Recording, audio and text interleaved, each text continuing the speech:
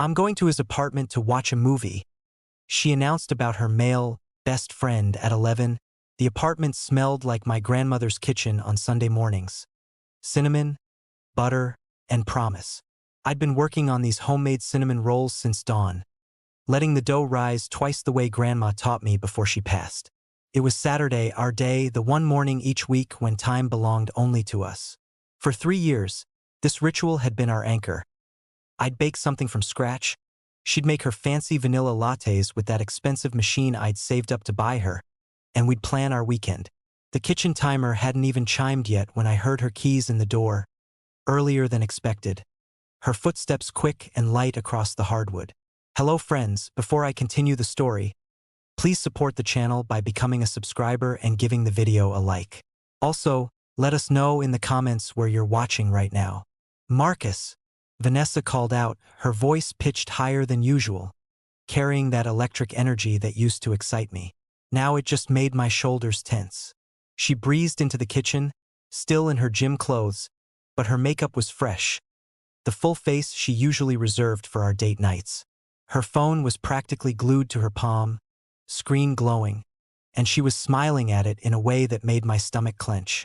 I watched her from the corner of my eye as I pulled the rolls from the oven, golden and perfect, exactly how she liked them. "Morning, baby," I said, setting the hot pan on the cooling rack I'd already prepared. "You're back early from Pilates." She barely glanced at the rolls, didn't inhale deeply the way she used to, didn't come over to steal a taste of the frosting like this was just our routine. "Yeah, we cut it short," she said, distracted, thumbs flying across her screen. "Devon had this amazing idea for the nonprofit gala, so we're going to work on the presentation tonight." Devon. The name landed in our kitchen like a record scratch. Devon was her work friend from the nonprofit where she did marketing, though she'd only been there 6 months. He was the executive director, 34 to her 29, with an MBA from somewhere impressive and a brownstone in the part of town we couldn't afford. Every conversation she'd had for the past 2 months eventually curved back to him like water finding a drain. Devon says this, Devon thinks that, Devon's idea about whatever. I'd met him once at her office holiday party. Expensive suit, firm handshake, eyes that assessed me like I was a balance sheet that didn't quite add up. I spread the cream cheese frosting across the warm rolls, watching it melt into every crevice, trying to keep my voice level. "Tonight? It's Saturday." The words came out more flat than I intended. She finally looked up from her phone, and I saw the defense already forming in her eyes, the way her jaw set. "Yes, Marcus, tonight. The gala is in 3 weeks and we're behind." Her tone had that edge to it, the one that said I was being unreasonable before I'd even objected to anything. I plated 2 rolls, poured 2 cups of coffee, and brought them to our small dining table, the one I'd refinished by hand, stripping 6 layers of paint over 4 weekends. "We were supposed to go to your mom's for dinner tonight," I reminded her, sliding into my chair. "You told her 2 weeks ago we'd be there at 6. She waved her hand dismissively, finally pocketing her phone long enough to sit down, though she didn't touch the food. "I'll text her. She'll understand." The casualness with which she erased our plans, erased a promise to her own mother, settled over me like cold water. "Vanessa." I said her full name, not the Ness I usually called her, and that got her attention. "What's really going on?" The question hung between us, loaded with 3 months of canceled plans, redirected attention, and a name that had become a third presence in our relationship. She sighed, the dramatic kind, like I was exhausting her. "Nothing is going on, Marcus. Devon and I are working on a professional project." God, why do you always have to make things weird? There it was, the deflection, turning my reasonable concern into my personal failing. I was making things weird by noticing that my girlfriend spent more time texting another man than talking to me. I was the problem for remembering our commitments when she'd rather be at Devon's place. The cinnamon roll sat untouched on my plate, my appetite gone. "What time are you meeting him?" I asked quietly. She checked her phone. Again. And something in her face lit up as she read whatever message had just arrived. "Around 7, she said, standing up, roll untouched, coffee barely sipped. He's ordering sushi from that place downtown, the Omakase one. Apparently, his place has this incredible view of the city from his rooftop terrace. She was already moving toward the bedroom, already leaving in her mind. I sat there processing what she'd just revealed. Not a coffee shop, not the office, but his apartment at night, with expensive food and romantic views. His apartment, I repeated, following her to the bedroom doorway. She was already pulling clothes from her closet. The good jeans, the black top that hugged her curves, the leather jacket I'd bought her for her birthday. For a work meeting. At 7 o'clock on Saturday night. At his apartment. Each sentence was its own question, each word carefully placed so she could hear exactly how this sounded. She turned to face me, and her expression was half annoyance, half something that looked almost like pity. Yes, Marcus, his apartment. He has all the gala files there on his computer, and the presentation software we need. Her voice took on that patient, condescending tone you'd use with a child who doesn't understand adult matters. We're colleagues working on a professional project. Just because your job is all solo work at your drafting table doesn't mean you understand how collaborative creative work happens. The jab landed exactly where she intended. At my career as a structural engineer, the job she used to say she admired for its stability and now apparently found boring. I leaned against the doorframe, watching her apply makeup with the same concentration she used to reserve for getting ready for our dates. You're getting pretty dressed up for a work meeting, I observed. The eyeliner was precise, the lipstick carefully blotted. She'd even pulled out the perfume, not her everyday scent, but the special one, the one that came in the expensive bottle. I like to look professional, she shot back, but she wouldn't meet my eyes in the mirror. The silence that followed was thick enough to choke on. I could have said 1,000 things about boundaries, about respect, about how professional colleagues don't have work sessions that require special perfume and rooftop terraces. I could have told her that I'd seen her phone light up at 11 p.m. with his messages, that I'd noticed her smiling at texts she angled away from me. I could have pointed out that she'd stopped reaching for my hand during movies, stopped initiating anything intimate, stopped being present even when her body was in the room. But I'd said versions of all this before over the past month, and each time I was insecure or controlling or not understanding. What time will you be home? I asked instead, testing something. She spritzed the perfume, once on each wrist, once on her neck. I don't know, Marcus. However long it takes. Could be late, we have a lot to cover. She still wasn't looking at me. Devon said we might need to pull an all-nighter if we really want to nail this presentation. An all-nighter. At his apartment. The words floated in the air between us like a dare. Something crystallized in that moment, sharp and clear as broken glass. This wasn't about a work project or a gala presentation. This was about a choice she was making, right in front of me, prioritizing another man's company over mine, over her mother's dinner, over every unspoken promise we'd made to each other. This was her testing how much disrespect I'd swallow while she kept one foot out our door. The old Marcus, the one from even 2 months ago, would have argued, would have tried logic and reason and emotional appeals. But that Marcus was tired. That Marcus had been fighting alone for a relationship she'd already half left. So instead, I straightened up from the doorframe and walked back to the kitchen. Okay, I said over my shoulder, my voice calm, almost cheerful. Have fun with your work project. I heard her pause in the bedroom. She'd been expecting resistance, maybe even wanting the fight so she could storm out righteously offended. My easy acceptance clearly wasn't in her script. Okay then, she called back, confusion evident in her voice. I'll text you later. I stood at the kitchen sink, looking at the cinnamon rolls I'd woken up at dawn to make, and felt something shift in my chest.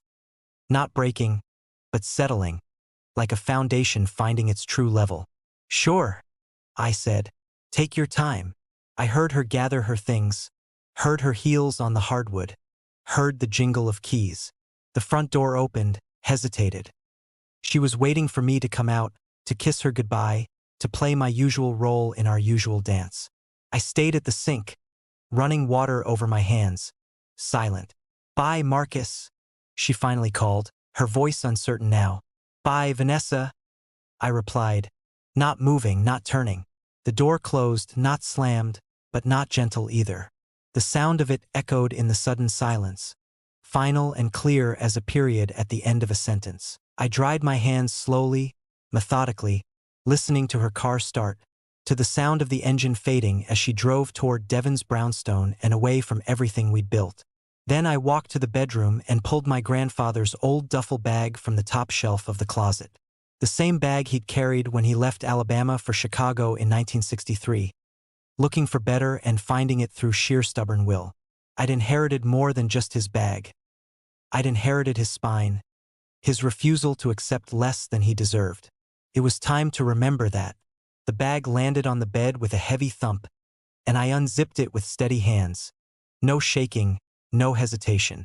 I didn't pack in a frenzy or with anger fueling my movements. I packed with the methodical precision I used at work, the same focus I applied when calculating load-bearing walls and stress points. Everything that was essentially mine, clothes I'd bought, the watch my father gave me when I graduated college, my laptop and work files, the framed photo of my grandmother. I left everything that was ours. The books we'd bought together, the art we'd chosen, the kitchen gadgets that had seemed so important when we were building a shared life. Those belonged to a version of us that no longer existed, and I wanted no reminders. The closet told its own story as I emptied my section. Her side colorful and overflowing, mine practical and spare. I'd always been the practical one, the planner, the steady presence while she was spontaneous and creative. Once she'd called it balance. Lately she'd called it boring. I folded my favorite hoodie, the Howard University one I'd worn threadbare, and felt the weight of that shift. When stability becomes boring instead of valuable, when loyalty becomes expected instead of appreciated, when a good man is taken for granted while a shiny new option is explored, that's when a smart man knows to walk. From the bathroom, I took only what was mine: razor, cologne, the shea butter moisturizer my mother sent me. I left the couple's bathroom caddy we'd bought at Target, the matching towels, the his and hers robes. In the living room, I paused at the bookshelf I'd built and installed, running my hand along the wood I'd sanded smooth. I'd made this for her book collection, spent 3 weekends measuring and cutting and finishing it to match her vision. Now it would hold her books and her memories without me, a monument to effort she no longer valued. I took only the engineering textbooks that were mine and the novels my grandmother had passed down. The most painful items were in the nightstand drawer: the receipt for the ring deposit, $600 down on a diamond I'd been saving for. I'd planned to propose on our 4th anniversary, 3 months away, at the botanical garden where we'd had our first date. I'd had the whole thing mapped out like a blueprint. Her favorite time of day, golden hour, near the rose garden she loved. The receipt felt like evidence of my own foolishness now, proof of investment in a future she was already abandoning. I folded it carefully and put it in my wallet. I'd cancel the order Monday and redirect that money toward a security deposit on my own place. It took less than 90 minutes to pack 3 years of cohabitation into 2 bags and 3 boxes. The efficiency of it was almost insulting. How quickly a shared life could be reduced to separate possessions. How little space a person actually occupied. I did a final walkthrough, checking drawers and closets, making sure I'd left nothing of myself behind that she could use to summon me back or, worse, to throw away in anger. The apartment looked essentially unchanged, which somehow hurt more than if I'd stripped it bare. I was removing myself so cleanly that it was like I'd never been there at all. I loaded my car in 2 trips, the night air cold against my face, my breath fogging in the glow of the streetlights. Our building looked the same as always. The 3rd-floor windows glowing warm, the oak tree we'd watched change with the seasons, the parking spot that had been ours. Except it wasn't ours anymore. It was hers, and the space I'd occupied was already being filled by thoughts of someone else, by text messages and rooftop terraces and expensive sushi. I closed the trunk with a solid thunk that felt like closing a chapter. Back inside for the last time, I stood in the kitchen where the morning had started with such different expectations. The cinnamon rolls sat on the counter, 2 missing from the pan where I'd plated them, the rest going stale in the cooling air. I'd put love into those rolls, early morning effort, my grandmother's recipe, the hope that maybe today would be different, that maybe she'd see me again. Now they were just wasted flour and sugar, calories that would go in the trash. A fitting metaphor. I found a notepad, the one we used for grocery lists and reminder notes, covered in both our handwriting. My hand was steady as I wrote, the words coming easily because they were simply true. No anger, no pleading, no detailed explanation she'd just rationalize away. Just a clear statement of reality and consequence. I wrote, "Hope the work project was worth it." The sequel's called Finding My Peace. I didn't sign it. She'd know. I left the note propped against the cinnamon roll pan, a monument to wasted effort and misplaced devotion. Then I took my keys, just the car key now, not the apartment key, and walked out of that door for the last time. The deadbolt clicked behind me with a sound of finality that resonated in my chest. I didn't look back at the door, didn't pause on the stairs, didn't take one last look at the building. Forward was the only direction that mattered now. My best friend Jason had texted earlier, some meme about the Knicks losing again, and I called him from the parking lot. "Yo, what's good?" He answered, ESPN audible in the background. "I need your couch for a few days," I said, my voice level despite everything. There was a pause, the TV muting. "Say less. You know where the spare key is." No questions, no judgment, just immediate sanctuary. That's brotherhood. That's what real love looked like. Not conditional, not transactional, just present. I drove across town to Jason's place in Brooklyn, my entire life in the back seat and trunk, and felt lighter with every mile. The car's GPS said 23 minutes, but it felt like traveling years into a different future. My phone sat silent in the cup holder. She hadn't texted, hadn't called, was still at Devon's place doing whatever she was doing. The silence from her was its own answer, its own confirmation that I'd made the right choice. A woman who loved you didn't disappear into another man's apartment at night and forget you existed. Jason's building appeared like a lighthouse, his window lit on the second floor. I texted him I was downstairs, and he came down to help with the bags, reading my face and saying nothing except, "Bedroom on the right is yours.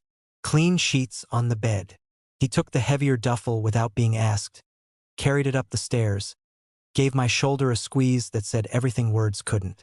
"Beer in the fridge, leftovers if you're hungry, TV remote is on the couch." Then he gave me space, disappeared into his room, let me breathe. I sat on the edge of the bed in Jason's spare room, in a space that wasn't mine but was offered freely, and let out a breath I felt like I'd been holding for months. No tears came. This wasn't grief exactly, more like relief, like finally setting down weight I'd been carrying too long. My phone buzzed once, twice, 3 times in quick succession, and I knew without looking that she'd come home to an empty apartment. The buzzing continued, insistent, demanding, each vibration a little earthquake of her panic and anger. I turned the phone face down and left it on the nightstand. The next morning, Sunday, I woke to 17 missed calls and 43 text messages. I didn't read them, didn't listen to the voicemails. Instead, I blocked her number, blocked her on every social media platform, blocked her email address. Clean amputation, the way you'd cut away dead tissue to save healthy flesh. Then I made a list in my phone. Find apartment, transfer utilities, update address, cancel ring order, call mom. Practical steps forward, each one a brick in a new foundation. Jason made breakfast, scrambled eggs, turkey bacon, toast, and slid a plate across the counter to me without comment. We ate in comfortable silence, SportsCenter playing quietly, and he waited until I'd finished eating to speak. "You want to talk about it?" he asked. "Not yet," I said. He nodded, refilled my coffee. "You staying or going?" Meaning, was I running from the situation or standing firm? "Staying," I said. "In the city, I mean. This is my home too." He smiled. "Damn right it is." I spent Sunday on my laptop, finding a studio apartment in Harlem. Small but with good light and hardwood floors. The landlord could show it Monday after work. I updated my direct deposit to go to my individual account instead of the shared one we'd used for bills. I left enough in the shared account to cover my half of this month's rent and utilities. I wasn't petty, wasn't going to leave her stranded, but I also wasn't responsible for her anymore. Every action was deliberate, cutting ties cleanly, leaving no threads she could use to pull me back. The blocked calls kept coming. I could see them in my phone's blocked list, her number appearing over and over like a drumbeat of panic. Then calls from her friends' numbers, from her sister, even from her mother, all blocked in turn. They wanted to be mediators, wanted to smooth this over, wanted me to be reasonable. But there was nothing to mediate. She'd made her choice at 7 p.m. on a Saturday. I'd made mine at 9 p.m. the same night. Both were valid. Both were final. Monday at work, I moved through my tasks with laser focus, reviewing structural plans, calculating load tolerances, consulting with architects. Work had always been my sanctuary, the place where problems had clear solutions and effort produced visible results. My phone stayed in my desk drawer, silenced, irrelevant. At lunch, my coworker Derek asked if I was okay. Apparently, I looked different somehow. Better than okay, I told him and meant it, just making some overdue changes. After work, I met the landlord at the Harlem studio. It was small, maybe 400 square feet, but the light was beautiful, streaming through east-facing windows, and it was mine. Just mine.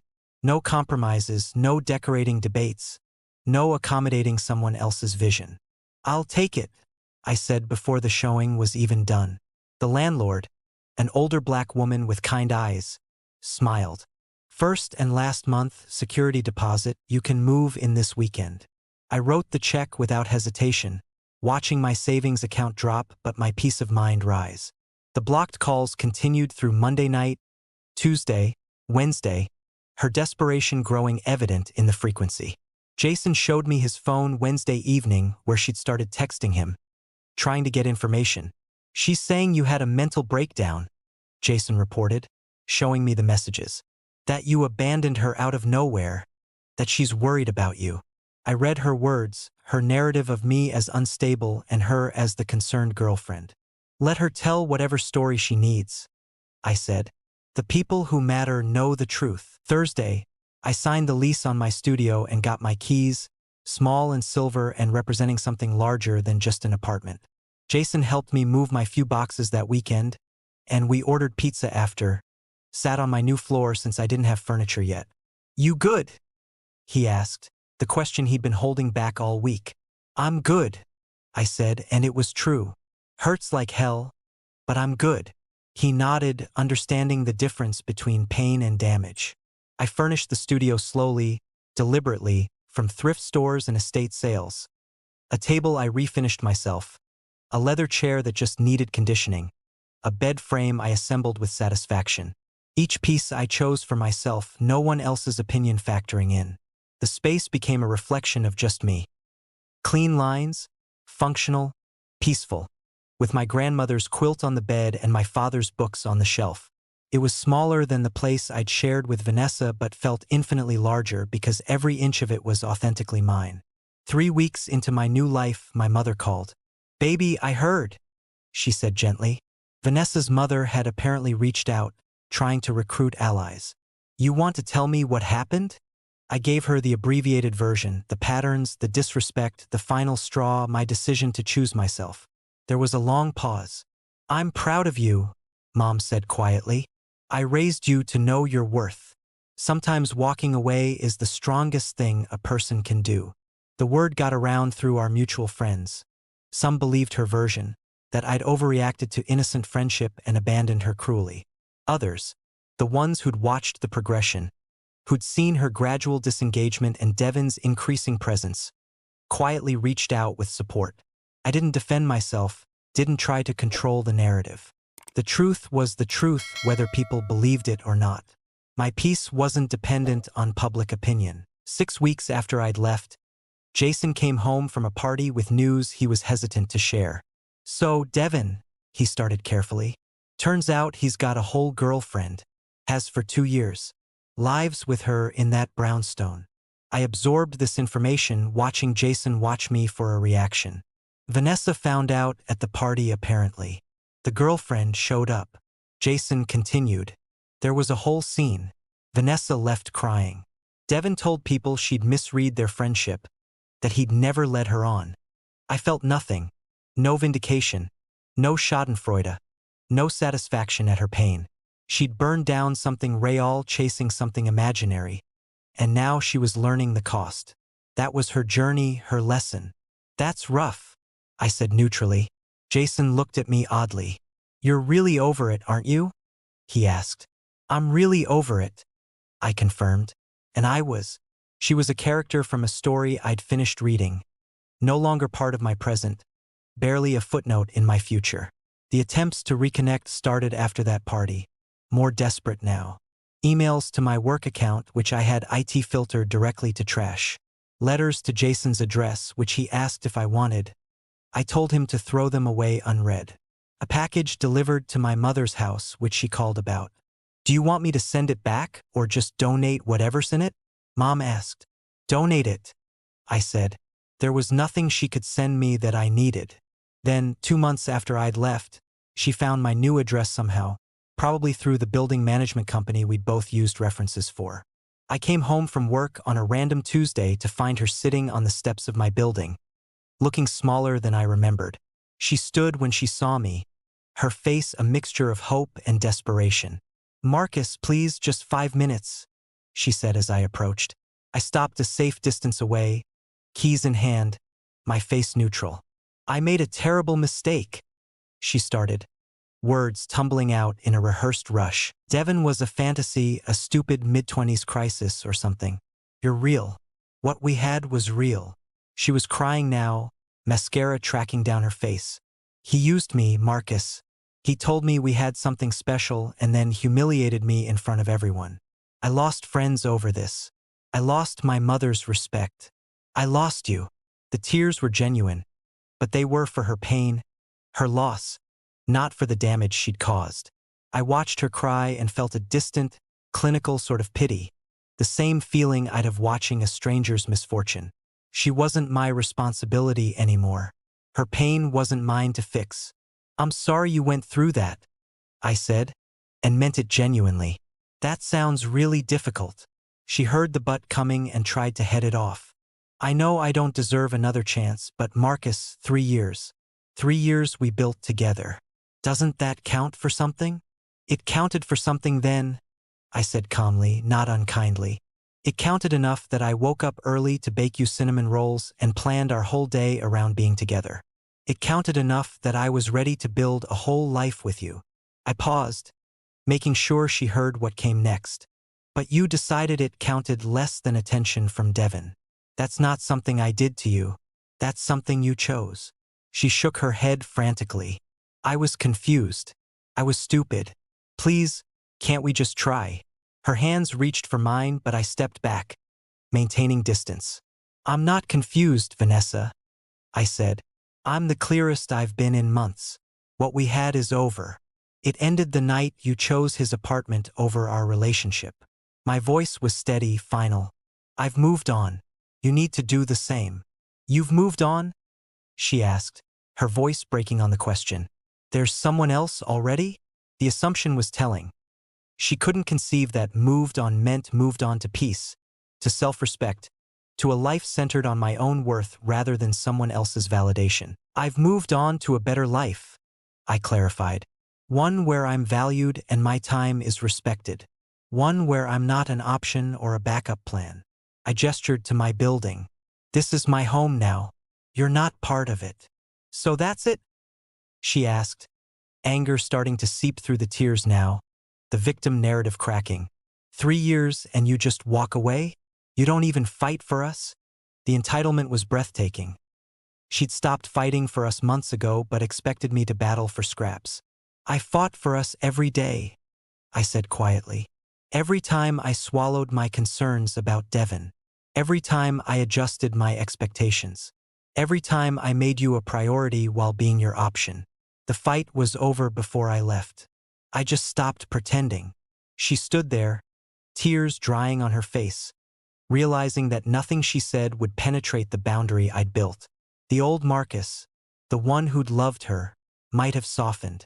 But that Marcus had been left behind in an apartment that smelled like cinnamon and broken promises. This Marcus had been forged in the aftermath, tempered by solitude and self-respect.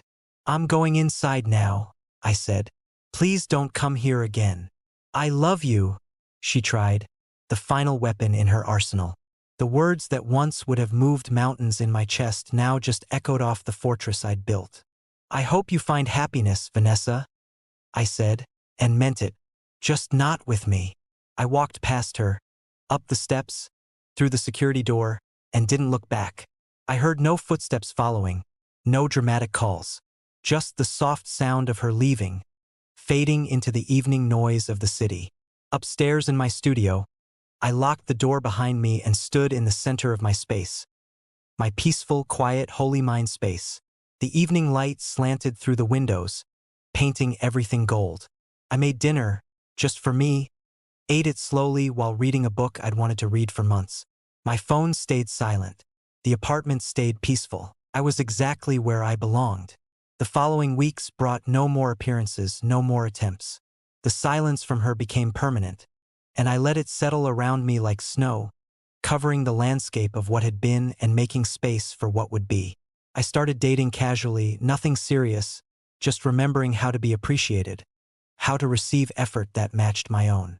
I worked on my career, taking on additional certifications that would position me for a promotion.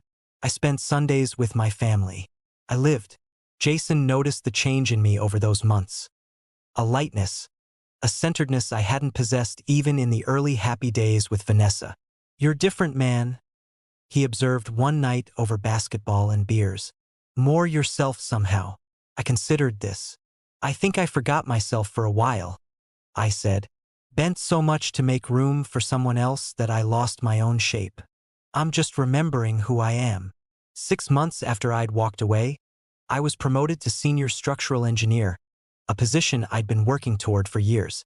My mother cried happy tears at the celebration dinner. My father's hand heavy and proud on my shoulder. "You did this," Dad said. "You stayed focused, stayed true. That's character." I thought about the night I'd packed those bags, chosen dignity over drama. That had been character too. Knowing when to stay and when to go both required the same strength. The city that had once felt like ours became wholly mine again. I found new restaurants, new routines, new Sunday morning rituals that didn't involve cinnamon rolls and disappointment. I joined a basketball league, reconnected with friends I'd neglected, took a weekend trip to visit my college roommate. Life expanded in every direction where it had been contracting, and I stretched into the space with gratitude. I heard through the grapevine that Vanessa had moved back to her parents' house, that she'd left the nonprofit. Whether voluntarily or because working near Devon became untenable, I didn't know. Her life, her choices, her consequences. I wished her no harm but also felt no responsibility for her journey. We were separate stories now, our chapters together finished, our individual narratives continuing on different pages. A year after I'd left, I met someone new, Christina, an architect I collaborated with on a project. She was brilliant and kind, with a laugh that felt like sunlight and a respect for boundaries that felt like fresh air. We took things slowly, deliberately, both of us cautious from past wounds.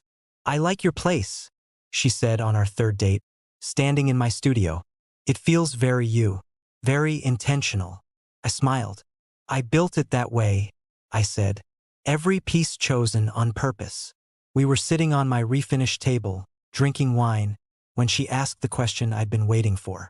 "What happened with your last relationship?" She asked it gently, giving me space to share or deflect. I told her the truth, the gradual disrespect, the emotional affair, the final night, my decision. I didn't paint Vanessa as a villain or myself as a victim. I just told the story plainly. "You walked away," Christina said, and something in her voice was admiring. "That takes courage."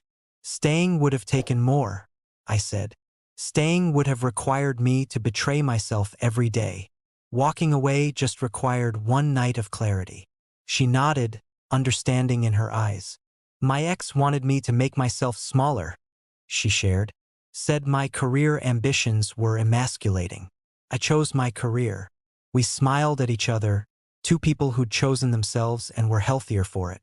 That foundation of self-respect was something we could build on. I didn't believe in perfect full circles or poetic justice, but I did believe in growth, in lessons learned, in foundations rebuilt stronger than before. Vanessa had taught me what I wouldn't accept, what I deserved, what I was worth. The pain of that lesson was the price of admission to a better life. I'd paid it, learned it, and moved forward with the knowledge coded into my bones. Sometimes on Sunday mornings, I'd bake cinnamon rolls from Grandma's recipe, but now I'd take them to my mother's house or to Jason's or to share with Christina. The smell still meant promise, but not the desperate promise of trying to save something broken. Now it meant abundance, sharing, the simple joy of creating something good because I could. The recipe hadn't changed, but I had, and that made all the difference. 2 years after the night I'd packed those bags, I stood on the rooftop of my new building. I'd upgraded to a 1-bedroom with rooftop access and looked out over the city. The same city where Vanessa had once chosen someone else's rooftop terrace, someone else's expensive promises. But this view was mine, earned by my work, my healing, my refusal to accept less than I deserved. The irony wasn't lost on me, but it brought a smile rather than bitterness. Christina came up behind me, wrapped her arms around my waist, fit herself against my back like she belonged there. "What are you thinking about?" she asked. "How different life looks from where I'm standing now," I said. "How much distance 2 years and a choice can create." She squeezed tighter. "Good distance?" she asked. "The best distance," I confirmed. "The kind that shows you exactly where you needed to go." My phone buzzed. A text from my mother about Sunday dinner, from Jason about playoffs tickets, from my coworker about Monday's project. A full life, a present life, filled with people who valued me as much as I valued them. Reciprocity, respect, reality, the foundations of anything worth building. Vanessa's name never appeared on that screen anymore, her presence fully excised from my daily existence. She was a memory, and not even a painful one anymore, just a chapter that had ended exactly when it should have. "You ready?" Christina asked, tugging me toward the rooftop door. We had brunch plans with friends, a full Sunday stretched out in front of us. "I'm ready," I said, taking her hand, leaving the view behind without a second glance.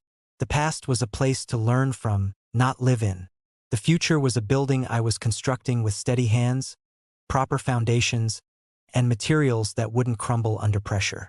That night, she'd announced she was going to his apartment to watch a movie at 11 p.m. I said okay and packed my bags. 2 years later, I was in a new apartment, a new relationship, a new life. The sequel wasn't about her realizing what she'd lost.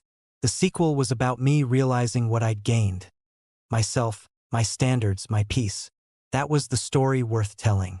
That was the ending I'd chosen, and it was the right one. Thank you for watching all the way through.